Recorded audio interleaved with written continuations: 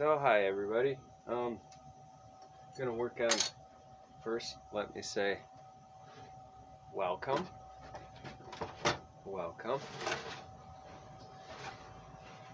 Gonna work on crack repair. Pretty simple. I make these on a table saw, and then I will use a miter saw, compound miter saw, to make these. These are actual shims, right? And we'll call these wedges. I don't know why well, you want to differentiate. It's mostly by the grain. Long grain I use for here. These ones up in here, right? I just have good old Gorilla Glue and a hammer.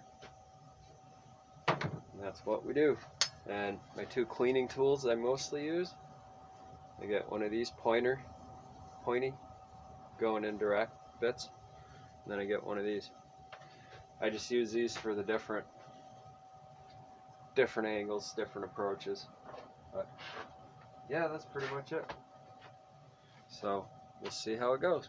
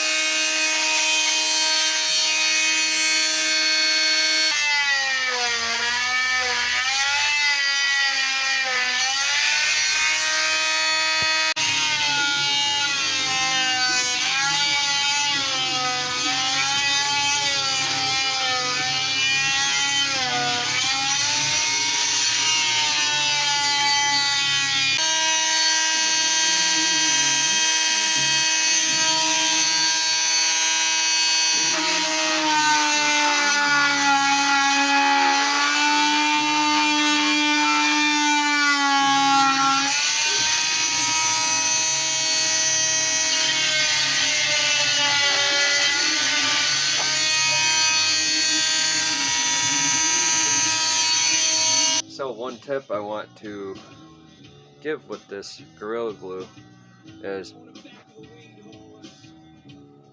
you want to heat, kind of warm the Gorilla Glue up. It flows a lot better. I put it on top of the heat inductor fan. I have heat coming in the shop. Warmer weather, you don't have to worry about it, but it's getting a little cold, so it just flows in there real nice. And I can take one of these little end grain wedges or shims, whichever you want to call it. You can call it whatever you want. And you just kind of tap it in, like so. Now here, see how that fits? That fits nice. So I'm just going to use that. It's not an exact science. These things don't have to be perfect right away.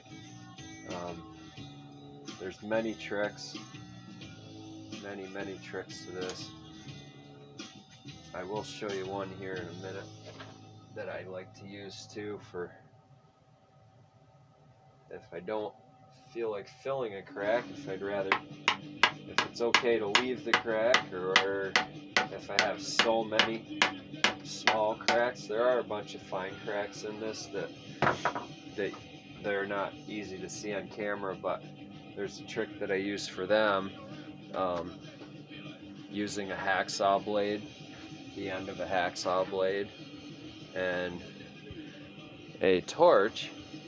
I will actually heat up the end of this and push it, and I'm putting it in a crack right now, and just push it into that crack. What it does, it darkens the crack. There goes your, that's your cosmetic effect. A lot of a lot of times cracking is more of a cosmetic issue with sales than it is actually a structural issue. When you get big cracks like this, yeah, that's structural.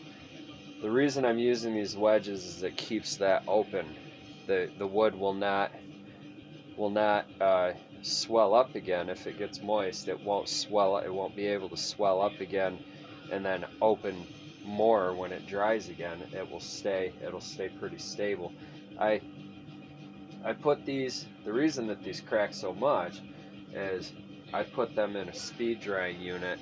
It's a closed off room that's built on stilts, and it's all insulated, and it's sealed off pretty much, you know, not airtight, but it holds in heat and it keeps out moisture. And I put a dehumidifier in there to speed dry these, or just a little bit of heat. And what it does is it dries them out so fast that they do pop and open up. That's going to be their stress point. That's where they're always going to crack anyway. So it's good to go that further out, because if somebody buys the carving and puts it near a heater, there's less chance of it cracking anymore.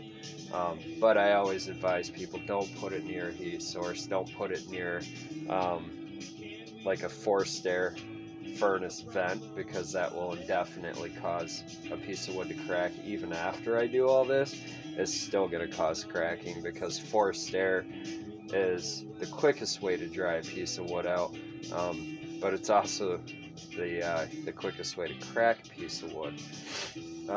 So here, in here, I don't know if you can see that little light. Yeah, you can. There's a trick that I like to use sometimes. If I can't, if the torch won't darken that, you know, you can just take a Sharpie. You know, you're going to be varnishing this, so it's going to be sealing all this in. You can always use a Sharpie, you know, to, I like some of the light spots and the waviness, but in where it shows a saw cut or something. And sometimes the tops of these will, when you burn it, you'll still see that it'll be lighter than the other wood. So either I will heat up the end of this and just graze over the top quick to make it blend in, or you can use a Sharpie. You can sit there and, you know, kind of color it in. And Sharpie is pretty close to burning, so that's why I use the two together. I don't normally use the Sharpie, but you know, it's just another trick that you guys can use to cosmetically improve your carvings. I've seen people go all out with Sharpies. They get the whole paint pen set and they go crazy with them, and even use them to paint, like the letters. See the letters in that one? You could paint these letters with a paint pen, and do that before you varnish. Paint it with a paint pen and then varnish or oil it afterwards. It'll, you know, after it dries, it'll seal everything up. Oil paint pens blend in with oil just fine. Or you can use an acrylic water-based varnish over it, or an oil-based spar varnish.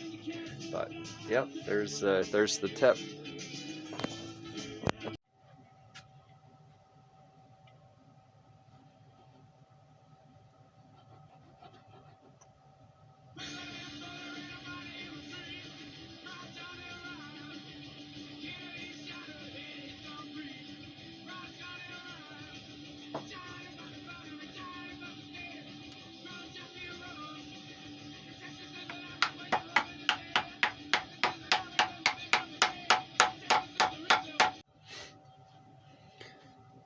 Now here's a couple of other little tips.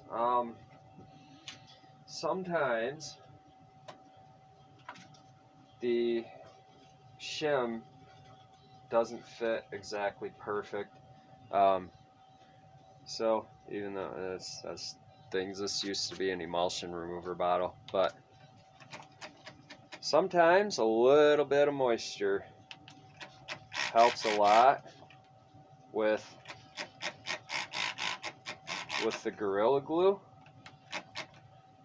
So you just get a little wetted, give it a second. You don't want it glistening. This is glistening right now, so give it a little wipe. That nice dampness, just darken the wood a little bit. This is a polyurethane glue, so it is indefinitely going to act better with a little bit of moisture. If you want to get real technical about it, you could moisturize your cracks too somehow. You know, using, people come up with all sorts of things. You know, you can change the sprayer to stream if you want. This says stream, so I'll just give it a little, and that's all you need, is just a little tiny bit, because the water is going to drip down in, and sometimes this actually gives a much tighter fit. So I don't always do it, but you know, it's one of those things that sometimes it really helps things.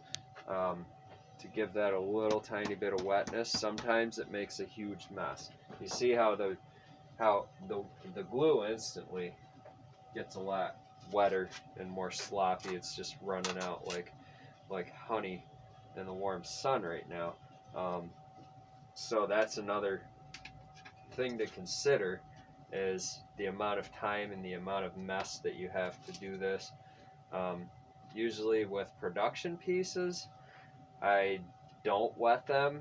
I don't get really crazy about it, because, you know, it's more about efficiency, and it's more about getting a bunch of them glued up quickly. But the other thing is if you do wet it, you're kind of giving it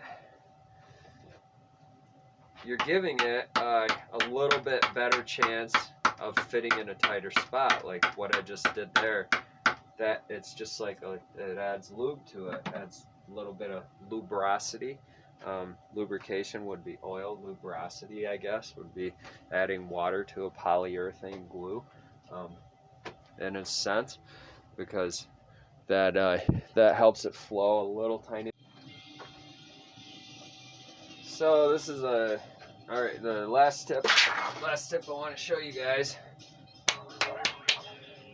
If you don't have one of those fancy oscillating tools that you buy at Harbor Freight, and you don't have the 30 to 50 bucks a piece for one, you can use one of these saws. It's a Japanese style pull saw. This is what I used for years, and sometimes I still use it. Sometimes I like the way that it works better.